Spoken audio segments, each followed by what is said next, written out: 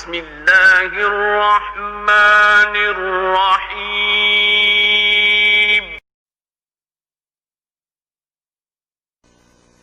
اللهم صل على محمد وعلى آل محمد كما صليت على إبراهيم وعلى آل إبراهيم إنك حميد مجيد اللهم بارك على محمد وعلى آل محمد كما باركت على إبراهيم وعلى آل إبراهيم إنك حميد مجيد۔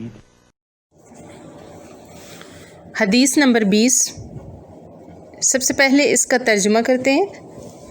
عن ابی مسعود عقبہ بن عمر انصاری بدری رضی اللہ تعالی عنہ قال، حضرت ابو مسعود عقبہ بن عمر انصاری بدری سے مروی ہے، قال رسول اللہ صلی اللہ علیہ وآلہ وسلم، کہ رسول اللہ صلی اللہ علیہ وآلہ وسلم نے فرمایا، ان مما ادرک الناس من کلام النبوۃ الاولی، سابقہ انبیاء کی باتوں میں سے جو باتیں ہماری امت کے لوگوں نے پائی ہیں ان میں سے ایک یہ ہے، اذا لم تستحی، کہ جب تمہارے اندر حیا نہ ہو، فاصنع ما شئت، تو جو چاہو کرتے پھرو۔ رواہ البخاری، اسے بخاری نے روایت کیا ہے۔ سیاق و سباق کی جانب بڑھتے ہیں۔ اسلامی معاشرے اور اسلامی تہذیب کے ماتھے کا جھومر حیا ہے۔ مومنین کی صفت بھی یہی ہے کہ وہ حیا کرنے والے ہوتے ہیں۔ اللہ تعالیٰ نے جتنے بھی انبیاء کو مبعوث فرمایا، یعنی جتنے بھی انبیاء کو بھیجا، ان کی تعلیمات میں دو چیزیں کبھی تبدیل نہیں ہوئیں۔ نمبر 1 ایمانیات اور نمبر 2 اخلاقیات۔ جس طرح تمام انبیاء کی تعلیمات میں بنیادی عقائد کی دعوت کے نکات مشترک ہیں، اسی طرح بنیادی اخلاقی تعلیمات بھی یکساں رہی ہیں، یعنی ایک جیسی ہی رہی ہیں۔ انبیاء کرام نے جن بنیادی انسانی اور فطری اقدار کی طرف انسانوں کو بلایا، ان میں سب سے بڑی اہم انسانی قدر شرم و حیا ہے۔ یہ ممکن ہی نہیں کہ ایک انسان صاحب ایمان بھی ہو لیکن شرم و حیا سے خالی ہو۔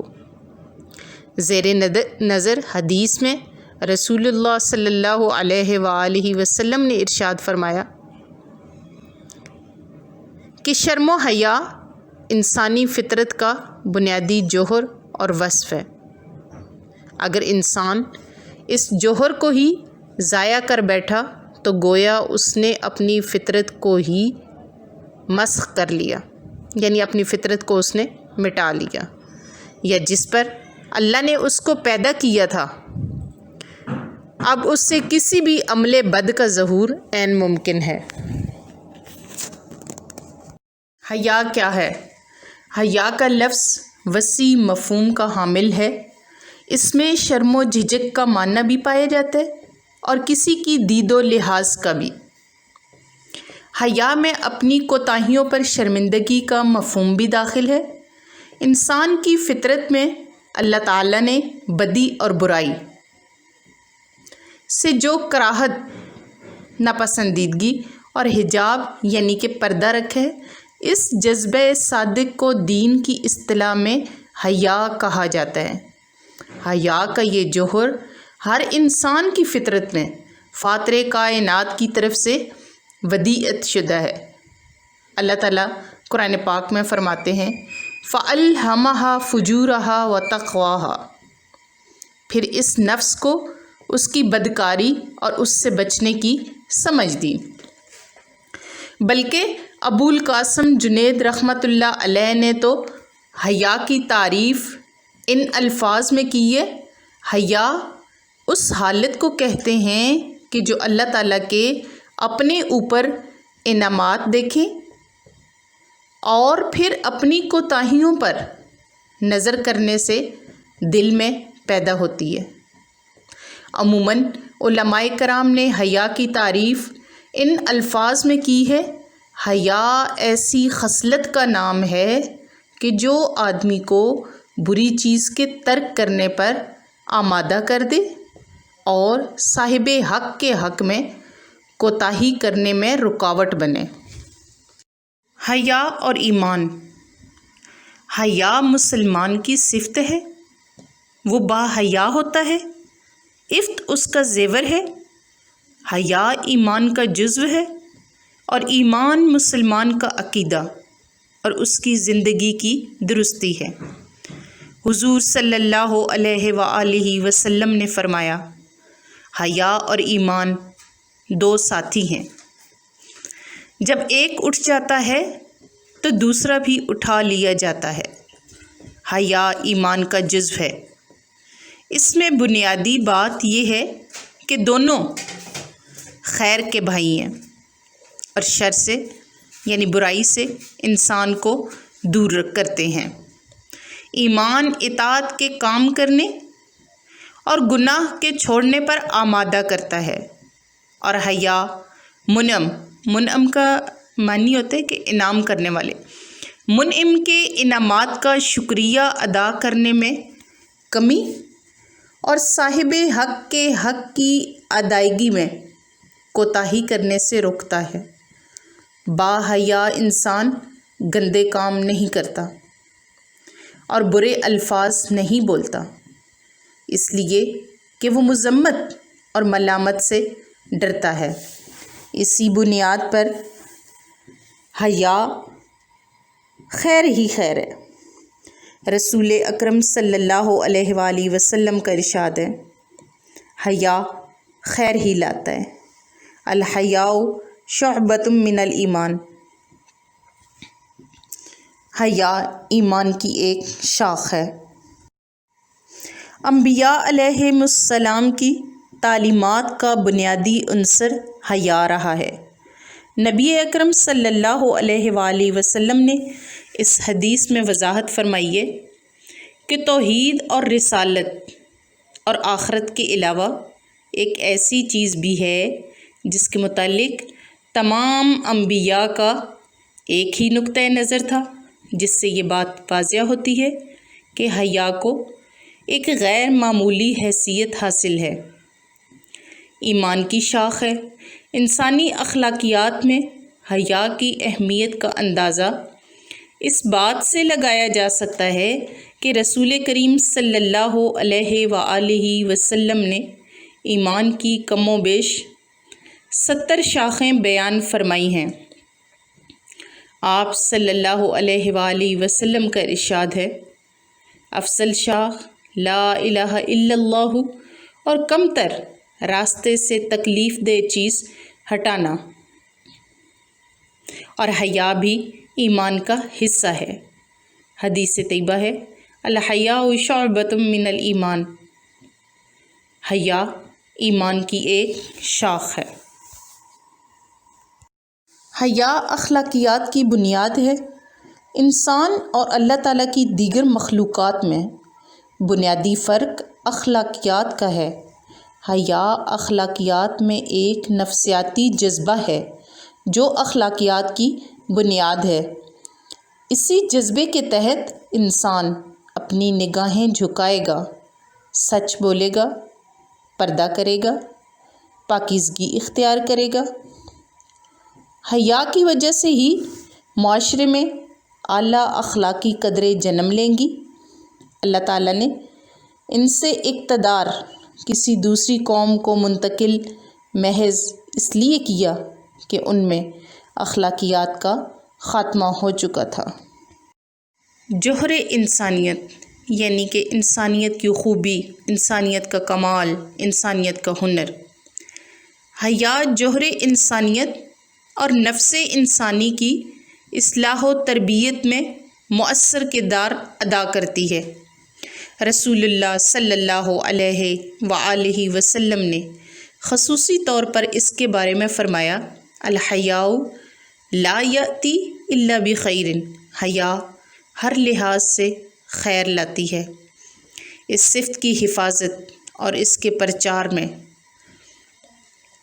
مسلمان کی ہر وقت کوشش قائم رہتی ہے کہ وہ لوگوں کی خیر اور نیکی کی رہنمائی کرتا رہتا ہے، اس لیے کہ حیا ایمان کا جزو ہے اور ایمان فضائل اور نیکیوں کا سرچشمہ ہے۔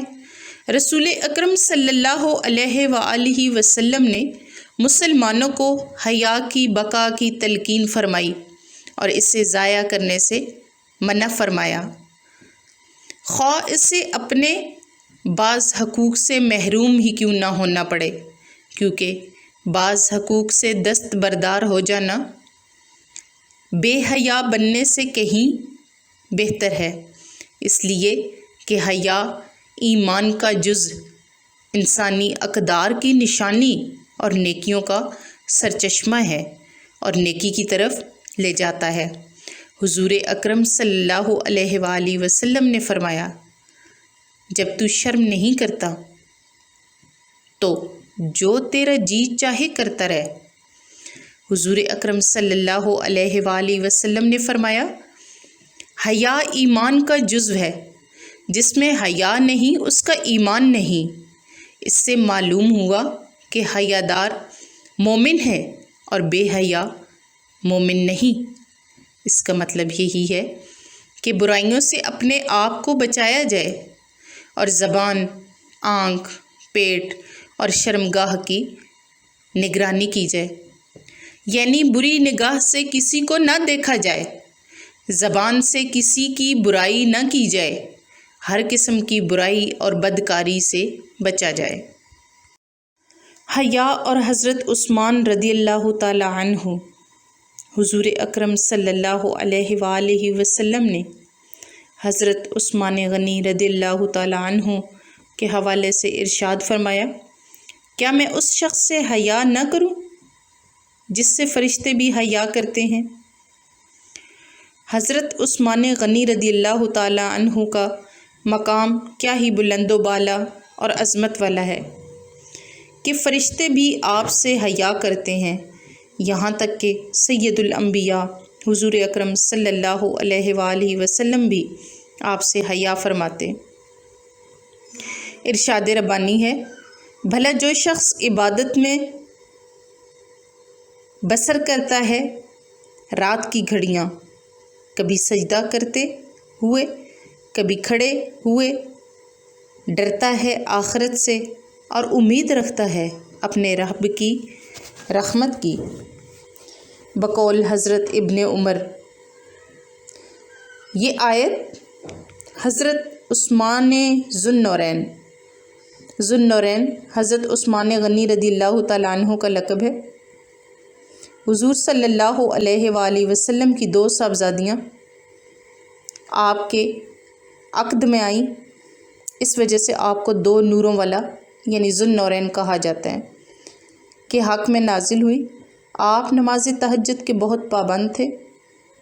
اس وقت آپ اپنے کسی خادم کو بیدار نہ فرماتے تھے اور تمام کام اپنے دست مبارک سے انجام دیتے تھے۔ حیا کی تاکید۔ حیا ایک نہایت اہم خصلت ہے جو گناہوں سے بچنے اور نیکیوں کے اختیار کرنے کی طرف راغب کرتی ہے۔ یہ معاشرتی امن کو برقرار رکھنے کے لیے ایک ستون کی حیثیت رکھتی ہے۔ اگر معاشرہ میں سے کسی ایک کے دل سے بھی حیا اٹھ جائے تو وہ اکیلا فرد سارے معاشرے کے لیے ایک مصیبت اور عذاب بن جائے گا۔